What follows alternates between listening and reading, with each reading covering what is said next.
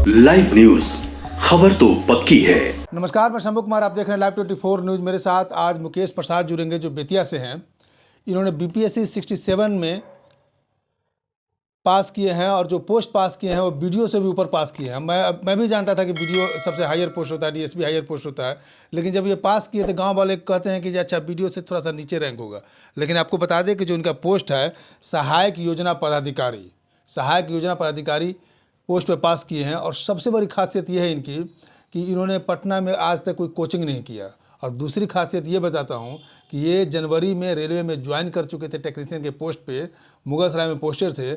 चाहते तो चलो भाई एक नौकरी लग गई, अब क्यों प्रयास करें, लेकिन ये अपना प्रयास करते रहें और अपने महत्वाकांक्षाओं को दबने नहीं दिए। और ये अपने गांव में रिकॉर्ड बनाए, गांव के हमको लगता है 8-10 किलोमीटर एक रिकॉर्ड बनाए कि उस गांव के सबसे अच्छे पोस्ट पे ऑफिसर बने। ये राजपत्रित पदाधिकारी जो होता है, ये गांव के बनने वाले ये पहले व्यक्ति हैं। पर्सनालिटी से अगर इनको ऐसे रोड पर चलते हुए देखे तो चलो कोई आम विद्यार्थी है। सबसे पहले आपका स्वागत है मेरे चैनल में। सबसे पहले कि सब बहुत बहुत बधाई आपको इस पद के लिए। आपको और आपकी टीम को जो है मेरी तरफ से बहुत बहुत धन्यवाद।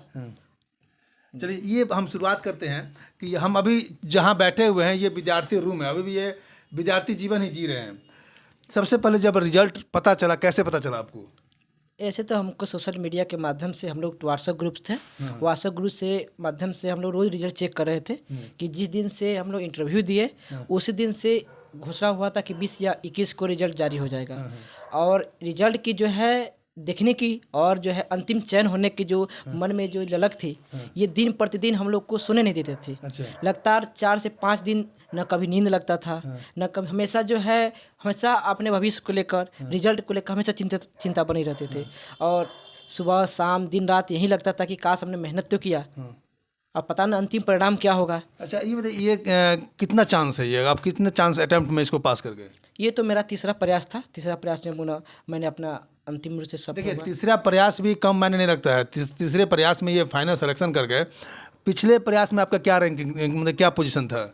पिछले प्रयास में मैंने पहली बार में ही इंटरव्यू तक पहुंचे और मुझे बहुत अच्छे 85 नंबर मिले, परंतु बहुत ही कम मार्क्स से मुझे जो है कट ऑफ कितना गया था पिछली बार? 525 गया था। और आपको नंबर कितना आया था? 523 आया था। देखिए कितनी हैरत की बात है, कट ऑफ 525 और 523 इनको नंबर आया था। इसका मतलब कि वो भी थोड़ा सा अगर अच्छा होता तो सेकंड चांस में ही सिलेक्ट कर जाते। कितना पढ़ते थे आप? देखिए जैसा कि हम लोग का समय का कोई लिमिटेशन नहीं था, हम लोग घंटा देकर नहीं पढ़ते थे। हम लोग काम से अपने जो है टॉपिक, जिस टॉपिक को ले लिए, जैसे कि इसी रूम में हम लोग बैठते थे और पर डे लगभग जो है 6 घंटा सुबह 6 घंटा शाम, यानी 10 या 12 घंटा लगातार लिखते थे हम लोग पूरी।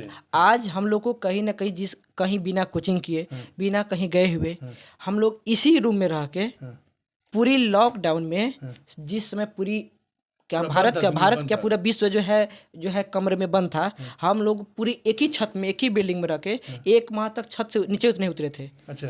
हम लोग पूरी समर्पित कर दिए थे कि नहीं, नौकरी लेकर जाएंगे, भले मर जाएंगे लेकिन नौकरी लेना ही लेना, नौकरी लेकर जाएंगे। चलिए एक बार रूम दिखाइए, ये कोरोना का फायदा उठाया, लॉकडाउन दिखाइए एक बार चारों तरफ रूम। ये रूम है, ये विद्यार्थी का रूम है। आप देख सकते हैं छोटा सा सिलेंडर है, जैसा एक कुकर है, उसी में दाल भात चोखा सब बन जाता है। कढ़ाई है, कभी भुजिया बनाने का मन हुआ तो उसमें बना लेते हैं। यही विद्यार्थी का रूम है। और इनका कहना है कि लॉकडाउन में 1 महीने तक, मेरे तरफ आ जाइए, 1 महीने तक ये अपने रूम से नहीं, लॉकडाउन का ये बेनिफिट उठाएं कि आज बिहार सरकार में राजपत्रित पदाधिकारी हो। हम भले कितने आसान से अभी इंटरव्यू ले रहे हैं, लेकिन भाई साहब जब ज्वाइन कर लेंगे, कुछ 6 महीना 7 महीना बीत जाएगा तो हम ही फ़ोन करेंगे तो कहेंगे भाई साहब टाइम नहीं है, या हो सकता है बोले कि कौन है आप। ऐसा तो होगा क्या? सर हम तो बहुत ही ग्रामीण परिवार से जुड़े हुए हैं। हम जो है, मैंने एक जो है दुख दर्द को देखा और झेला भी है।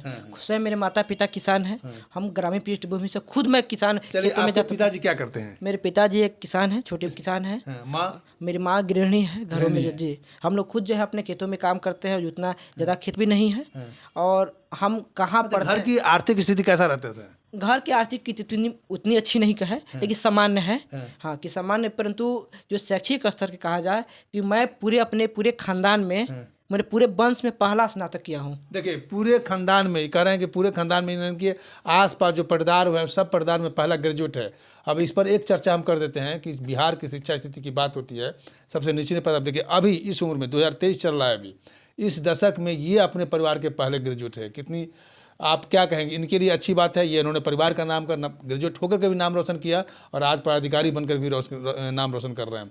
आप ये बताइए कि घर वाले को जब आप पढ़ते थे लेकिन आपकी आर्थिक स्थिति जो कह रहे हैं कि सामान्य स्थिति थी आपकी, तो माँ पिताजी आपको ये नहीं कहते थे कि बेटा कोई नौकरी कर लो प्राइवेट या काम करो यहाँ करके? शुरुआती दिनों में मेरी एज भी बहुत कम है और शुरुआती दिनों में मैं मूलतः सरकारी स्कूल से पढ़ा हूँ। मेरे प्राथमिक सरकारी स्कूल से पढ़ते हैं? हमेशा शुरू से सरकारी स्कूल से पढ़ा हूँ। 10वीं तक जो है अपने हाई स्कूल से पढ़े, फिर जो है अपने जिला के पश्चिमी चंपारण से है महारानी जानकी कौर महाविद्यालय बेतिया से मैंने वहाँ से इंटर किया, ग्रेजुएशन किया वहाँ से, और फिर नालंदा विश्वविद्यालय से खुला विषय मैंने हिंदी साहित्य से मैंने एमए किया हुआ है वहाँ से। हिंदी से आपने एमए किया? जी से हिंदी से किया है, और मेरा बीपीएससी में भी हिंदी भाषा और साहित्य मेरा वैकल्पिक विषय रहा है। मतलब ग्रेजुएशन आपने किया नालंदा ओपन यूनिवर्सिटी से? नहीं सर, नालंदा हमने ग्रेजुएशन किया है बाबा साहब भीम अम्बेडकर बिहार में मुजफ्फरपुर गांव के कॉलेज से? जी सर। यूनिवर्सिटी आपका मुजफ्फरपुर हो गया? जी सर। और मैट्रिक किया गांव के स्कूल से? जी सर, मैट्रिक और नालंदा ओपन यूनिवर्सिटी से आपने मैंने एमए एमए कर लिया? किया है। ठीक। चलिए अब एक चीज़ आपको और खुलासा कर देते हैं। इन्होंने जो ग्रामीण क्षेत्र से हैं, इनके घर की स्थिति उतनी अच्छी नहीं थी, ये प्राइवेट स्कूल में नहीं पढ़े, लेकिन आपको हम बता दें कि परिवार वाले, गांव वाले या शहर के लोग, बहुत लोग कहते हैं कि अच्छे एजुकेशन के लिए अच्छे बड़े बड़े स्कूल में जाते हैं। ये कोई मतलब नहीं रखता। इस शिक्षा एक ऐसा चीज़ है, बच्चे में ललक होना चाहिए, छात्र में एक ललक होनी चाहिए पढ़ने की। ये नालंदा ओपन यूनिवर्सिटी से एमए किए, मुजफ्फरपुर बीआर यूनिवर्सिटी से इन्होंने ग्रेजुएशन किया, और गाँव के स्कूल से मैट्रिक इंटर करके आज बिहार सरकार में राजपत्रित पदाधिकारी, सहायक योजना पदाधिकारी के पद पर कार्यरत होने जा रहे हैं। क्या कहेंगे उस विद्यार्थी को जो सफल नहीं हो पाते हैं? सर यहीं पे मैंने मेरे जो दोस्त लोग हैं इन्हीं लोग भी कई बार उतार चढ़ाव देखा। स्वयं मैं ही उठे गिरे, लगातार मेरा रिजल्ट गिरते रहा। मैं 1 नंबर 2 नंबर से इतना शिकार रहा हूँ, परंतु मुझे अपनी मेहनत पर विश्वास था। तो मैं जो आगामी जो तैयारी कर रहे हैं, या मैं दोस्त के लोग के बीच में जो हम लोग कई तैयारी की, हम लोग सभी ने समान जितना स्तर से हो सका हमने सभी मेहनत किए, लेकिन सफलता कुछ ही लोग को मिलती है। जैसे कि समय के अनुसार सबको मिली, परंतु आप अपनी मेहनत पर विश्वास रखिए, अपनी काबिलियत पर विश्वास रखिए, और निश्चित रूप से आपकी मेहनत रंग लाएगी। और कहीं देर होती है लेकिन अंधेर नहीं होता है। चलिए हम लोग एक बार इंटरव्यू पर डिस्कस कर लेते हैं। जब आप इंटरव्यू देने के लिए गए तो किस तरह के सवाल, मतलब कितने दिनों का इंटरव्यू हुआ? आप पिछला और दोनों को कंबाइन कर सकते हैं। पिछला इंटरव्यू मेरा बहुत अच्छा रहा है। उसमें मेरा इंटरव्यू लगभग 25 मिनट चला था। लगभग 50 से 60 क्वेश्चन पूछे गए थे। 50 से 60 सवाल है। कुछ सवाल के जिक्र कर सकते हैं। जैसे कि हमको वहाँ से सिचुएशन पे ज़्यादा पूछा गया कि अगर मान लीजिए आप पटना में आपकी पोस्टिंग होती है, आपके मम्मी पापा घरेलू है, आपको कहते हैं कि पटना में घर खरीद दो, गाड़ी खरीद दो, तो क्या कीजिएगा? फिर जो है आप मान लीजिए आप कैसे एक ईमानदार ऑफिसर बनेंगे, आप अगर आप कैसे ईमानदार हैं, आप जो है अपने गांव को कैसे आगे निकालिएगा। 8 मिनट हो गया? अच्छा ठीक, हाथे उठाए तो समझ जाते हैं। चलिए कोई बात नहीं है। तो ये ऐसे क्वेश्चन सिचुएशन पे, यानी वो बोर्ड जो थे हमारी नॉलेज जानना चाहते थे और हम कितने ईमानदार वो जानना चाहते थे। तो उसमें मुझे बहुत ही बेहतर मार्क्स मिला और मुझे पूर्ण विश्वास था कि मैं अंतिम रूप से चयन होऊंगा। परंतु कॉमन क्वेश्चन पूछते थे? नहीं, कॉमन से साथ सिचुएशन बेस्ड ज़्यादा। सिचुएशन बेस्ड, सब्जेक्ट से भी? जैसे हाँ, सब्जेक्ट से भी बहुत कम पूछा गया, लेकिन सिचुएशन उनको लगा कि बच्चा भी समझदार नहीं है। समझदार आप दिखने से भी लगते हैं कि बच्चे ही हैं, बच्चे की तरह। हम पे इसीलिए सिचुएशन में ज़्यादा पूछा गया कि जैसा कि मान लीजिए जी सर, कि राजद्रोह का कानून क्या है, क्या लगता है आपको, रहना चाहिए कि नहीं रहना चाहिए, रहना चाहिए तो क्यों रहना चाहिए, क्या संसद भवन बनना चाहिए कि नहीं बनना चाहिए, फिर उसका विरोध क्यों हो रहा है, आप रहते तो क्या करते। तो ऐसे जो है विरोधाभास क्वेश्चन हम पे प्रेशर दबाए डाला जाता है, लेकिन हमने बहुत बेहतर तरीके से उसका जवाब दिया और मुझे बहुत ही अच्छे एक ही वही सवाल पर बात करते हैं कि संसद रहना चाहिए, बनना चाहिए, नहीं बनना, इसका जवाब क्या दिया आपने? तो हमने वहाँ बताया कि सर जिस प्रकार से सरकार द्वारा जो संसदें बनाया गया कि सेंट्रल विस्टा प्रोग्राम के तहत लगभग 1000 रुपया खर्च किए, लगभग 1000 करोड़ रुपया खर्च किया जाएगा। तो उस दौरान जो है लॉकडाउन के द्वारा हमारे अर्थव्यवस्था सर बहुत ही नकारात्मक स्थिति से गुजर रही थी। तो ऐसे में अपनी अर्थव्यवस्था के ध्यान में रखते हुए इस काम को थोड़ी देर रुक देनी चाहिए, परंतु जैसे जैसे हमारी अर्थव्यवस्था मजबूत होती है तो निश्चित रूप से सर इस दिशा में काम किया जाना चाहिए। तो मैंने ऐसा बोला तो बोले कि बहुत अच्छी बात है। तो उसके बाद से कोई काउंटर कुछ नहीं दिया। इससे पहले और क्या राजद्रोह की बात कर रहे थे? राजद्रोह की बात पूछा गया कि क्या राजद्रोह कानून सही है या नहीं है। तो वहाँ पर भी मैंने बताया कि सर राजद्रोह कानून, अगर देश की सुरक्षा की बात किया जाए तो राजद्रोह कानून सही है, परंतु हाल के दिनों में सरकार द्वारा भी बताया गया और माननीय न्यायालय द्वारा भी बताया गया कि इसके जिस प्रकार से दुरुपयोग बढ़ रहा है तो इसके दुरुपयोग को रोकने की ज़रूरत है। तो इसके पूछा गया, कुछ और पूछा गया हमारे, और इंटरव्यू जो था आप पे डिपेंड करता है मेन में कि आप जो है। और उस दिन ये था कि मैं इंटरव्यू मैं घुमा रहा था, हम आपके जो है हिसाब से क्वेश्चन पूछा जा रहा हम जो है जैसा चाह रहे थे, जैसे हम चंपारण से है, चंपारण एक अपने आप में इतिहास है।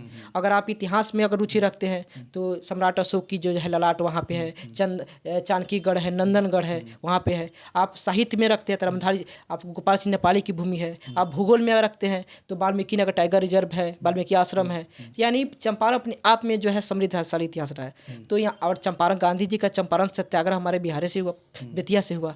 तो मैं इस दिशा में उनको 3-4 बार मोड़ दिया और यहाँ से लगभग मुझे 10 क्वेश्चन पूछा गया और मैंने सब में अच्छा से अच्छा जवाब दिया। इसलिए आपका लंबा इंटरव्यू, अगर इंटरव्यू अच्छा होता तो लंबा इंटरव्यू होते चला जाता है। आपकी बार जो इंटरव्यू रहा इसमें मेरे तरीके से बहुत गलत तरह से बिहेवियर हुआ। मान से 5 से 6 मिनट मुझसे इंटरव्यू लिया गया और 2-2 क्वेश्चन पूछा गया और कह दिया अब जाइए। तो मुझे अभी तक नंबर नहीं मालूम है, लेकिन ये है कि मुझे कि उतना अच्छा नंबर नहीं मिला होगा, परंतु लेकिन आपका रिटर्न में नंबर अच्छा रहा। मेरा मेंस बहुत अच्छा गया था। मेंस पे मुझे था कि कितना भी नंबर मिलेगा मेरा रिजल्ट होगा। अगर मुझे 10 नंबर ज़्यादा मिल जाता तो आज मैं एसडीएम होता। अच्छा, एक क्लियर कर लेते हैं, आप ईमानदारी से नौकरी को प्राप्त कर लिए। कुछ लोग के मन में ये भ्रम होता है कि सरकारी नौकरी पैसे दे करके होता है, इस बात को आप स्पष्ट कर सकते हैं? सर, मैं जिस पृष्ठभूमि से हूँ वहाँ से 5 रुपया 500 के बराबर है मेरे घर का। अब 500 रुपया 5 लाख के बराबर है। जो व्यक्ति अपना स्थिति नहीं समझता वो कैसे दूसरा को दे सकता है? और मैं खुद नौकरी लिया हूँ, एक नौकरी छोड़ दूसरी नौकरी में जा रहा हूँ, चला गया हूँ अब, तो इससे बड़ा प्रमाण क्या हो सकता है? चलिए, एक रिजाइन दे करके दूसरी नौकरी लेना ये बहुत चैलेंजिंग बात है। इतना कितना मजा आता होगा उस व्यक्ति को जो एक नौकरी है और दूसरी नौकरी लेने के लिए पहले वाली नौकरी को रिजाइन देता है। उस समय तो थोड़ा गौरवान्वित महसूस करते हैं कि रिजाइन मार रहे हैं हम। मैं लेवल 2 से लेवल 9 बन गया। 9 बन गया, सही बात। जिसके अंदर में मैं काम करता था वहाँ पे अब सबसे बड़ा अधिकारी है। और बिहार के जो है लेवल 9 जो है 54 ग्रेड पे में जाना और एक ऐसे पद सहायक योजना पदाधिकारी के रूप में मेरा जो चयन हुआ है। तो मैं जिस पृष्ठभूमि से हूँ, जिन समस्याओं को मैंने देखा था ग्रामीण क्षेत्र में, आज उन समस्याओं पे मुझे काम करने का मौका मिल रहा है। तो मैं उस समस्याओं को और बेहतर तरीक़ा से जो मैं चाहूँगा कि वो समस्याएं भविष्य में ना हो, मैं बेहतर कर सक वहाँ पे काम करने की कोशिश करूँगा। चलिए, आपके लाइफ में स्टूडेंट लाइफ से लेकर बचपन से लेकर कुछ ऐसा स्थिति रहा होगा कष्टदायक कि आपको लग रहा हो कि कब ये समय बीते? सर, ये तो ग्रेजुएशन तक कहीं ना कहीं मैं माता पिता से बोलते आया। मैं हमेशा बोलता था और कि मैं अगर मेरी स्थिति और अच्छी रहेगी तो मैं जरूर अफसर बनूंगा। मुझे अफसर बनने का तमन्ना बचपन से था। बचपन से? ये कब से था? ये जो मेरे पापा जो है उतने पढ़े लिखे नहीं हैं, परंतु ये बताते थे कि ये देखो ये आईएएस बना, ये डीएम है, ये डीएम साहब है, ये वो है। तो मेरे मन में भी लगता था कहीं ना कहीं मेरे पापा के जो दिल में एक किसी प्रकार की एक जो ललक है, जो उनके सपना अधूरा रह गया। तो मैं उसी दिन से बचपन से इन सपने को पूरा करने के लिए मैं दृढ़ था इसके प्रति लिए कि नहीं मैं अफसर बनूंगा। और ये कहीं ना कहीं मेरे ये अंदर से जो जिज्ञासा था आज वह एक अधिकारी के रूप में। कितने भाई बहन हैं आप? मैं 2 भाई 2 बहन। मैं आप सबसे बड़े हैं? सबसे बड़े हैं और मेरा एक भाई और 2 बहन छोटी है। सब छोटी है जी। उसके इंस्पायरेशन तो आप खुद हो जाएगा। आप अपने को इंस्पायर करने के लिए पिताजी की बातों से इंस्पायर हुए? जी जी। और कोई आइडिया, मतलब आपका आइडियोलॉजी कोई ऐसे आइडियोलॉजी जैसे कि मेरे तो इस मुकाम तक मेरे घर के लिए एक ग्रुप डी की नौकरी हो जाना एक डीएम के बराबर था। सही बात है। जिस वैसे पृष्ठभूमि को अगर इतना बड़ा अगर कोई चीज़ हम रखते हैं सपना, तो कोई किसी सबकी मजाक बना देगा। अरे वीडियो जो लड़का ग्रुप डी नहीं निकाल तो वीडियो क्या बनेगा। लेकिन मेरे माता पिता ने बहुत सपोर्ट किया इसमें। और जैसे जैसे हम माता पिता साथ रहे और हम जब पटना में आए तो यहाँ पे आए तो धीरे धीरे मेरी मेहनत और लोगों के बीच जुड़ाव बढ़ते गया। और मुझ में सबसे बड़ी क्वालिटी ये थी कि हमको कुछ सीखने की हमेशा ललक रही है। आज भी तो हम पैरों पकड़ लेंगे। अगर आपको हमको सीखना है आप कैसे नहीं सिखाइएगा। तो मेरे तक हमेशा कुछ सीखने की ललक रही। और कहीं ना कहीं आज जैसे मेरे ग्रुप में है एक दूसरे के जो है हम है, ये विकास जी है, ये जो है जादव जी है, एक रवीश भाई थे, अभिमन्यु इनका नाम है, अभिमन्यु यादव।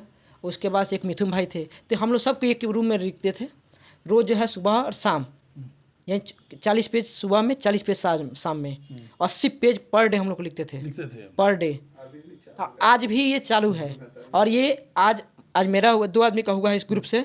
और हमको ये लगता है कि 23 और 24 के बीच में सब कोई अफसर बन जाएगा। सब कोई अफसर बन जाएगा जी। चलिए, इनके हमारी भी शुभकामनाएं। घर वालों को कौन बताया? घर वाले को तो हमसे ज़्यादा चिंता तो मेरे घर वालों की ही थी, क्योंकि मेरे माता पिता न पढ़ते हुए भी मेरी सफलता इतना देख लिए थे, उनसे जाकर और कोई पूछे कि बताइए बीपीएससी में कैसे एग्जाम होता है, तो मेरी माँ एक अक्षर नहीं पढ़ी है, अपने नाम तक नहीं लिख सकती है, लेकिन आपको बीपीएससी के बारे में सब बता देगी क्योंकि वो इतनी बार सुन चुकी है कि पीटी होता है, मेंस होता है, इंटरव्यू होता है। अब हर रोज बात होता है कि कहाँ तक पूछा, क्योंकि हमसे ज़्यादा तो वो लोग घबराए हुआ था। और क्योंकि मैं अपने घर का अंतिम चिराग हूँ, और यहाँ से एक अलग जो है दशा निर्माण होगा, क्योंकि अपने घर से पहला जब ग्रेजुएट हूँ, यहीं से एक अलग जो है मिसाल जाएगी। तो मेरे से ज़्यादा मेरे घर के लोग जो है रिजल्ट सुनने के लिए उत्साहित थे। तो रिजल्ट कौन बताया उनको? रिजल्ट तो मैं ही फ़ोन करके बताया, मेरे घर पे तो मोबाइल नहीं था, तो ऐसे हम खुद जो है ऐसे फ़ोन करके बताए। कैसा लग रहा था उस समय बताने में और वो लोग सुनने के बाद? बहुत जो है हम खुद जब मैं घर पे खुद गया तो खुद मैं रोने लगा, क्योंकि लग रहा था कि आज जो मैंने संघर्ष इतना 10 साल लगाया, तो आज संघर्ष कहीं ना कहीं आज सच होते दिख रहा है। आज मेरा सपना कहीं ना कहीं साकार होते दिख रहा है। और मैं अपने माँ को भी बोलता था कि जैसे मैं अपने खेतों में कभी काम करते तो लगता था, तो मैं अपनी माँ को हमेशा बोलता था कि माँ, कि एक दिन ऐसा समय आएगा कि तुम जिस गली से निकलेगी सब कोई कहेगा देखो मुकेश की माँ जा रही है। तो आज मुझे वो दिन लगता है कि देखो आज मेरी माँ भी खुद बोलती है, मेरे घर रोज लोग पहुंच रहा है। इतने अच्छी रिजल्ट होने में एक वार्ड मुखिया, एक व्यक्ति तक मेरे राजनीतिक वाले मुखिया तक अभी तक कोई नहीं गया मेरे घर पे। लास्ट में उस विद्यार्थी के लिए एक मैसेज दीजिए जो अभी तैयारी कर रहे हैं।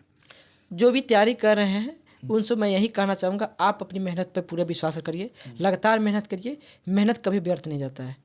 आज लाए कल लाए, मैं खुद इसका जो है भुगतभोगी रहा हूँ। एक समय में खुद मुझे लोग कहते थे कुछ नहीं कर पाएगा। मैं लगातार 2015 में हमारी ऐसी तैयारी थी, उस समय किसी एग्जाम में बैठ निकल जाता है, लेकिन लगातार मेरा रिजल्ट गिरते रहा। मैं कई सफलता को मैंने देखा, मेरे दोस्त लोग भी देखे, लगातार गिरते उठते। और इसका उदाहरण खुद इन लोग बताते हैं कि देखो मुकेश, आपकी मेहनत कहीं ना कहीं आज रंग लाई थी। और मेरे व्हाट्सएप ग्रुप पे भी यही सब मैसेज कर रहे थे, आखिर मुकेश आपका मेहनत रंग ला दी। तो मैं यही कहना चाहूँगा, आप भी मेहनत करिए, निश्चित रूप से रिजल्ट होगा, आज नहीं तो कल होगा।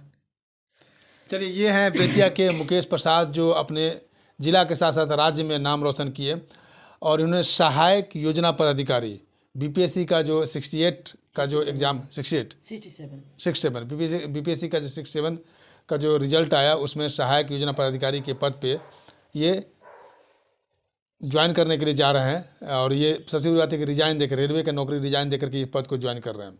ये अपने परिवार में पहले ग्रेजुएट हैं, ये अपने परिवार के साथ साथ अपने गाँव में सबसे पहले आलाधिकारी बने हैं, राजपत्रित पदाधिकारी बने हैं, जो अपने गांव का नाम रोशन कर दिए।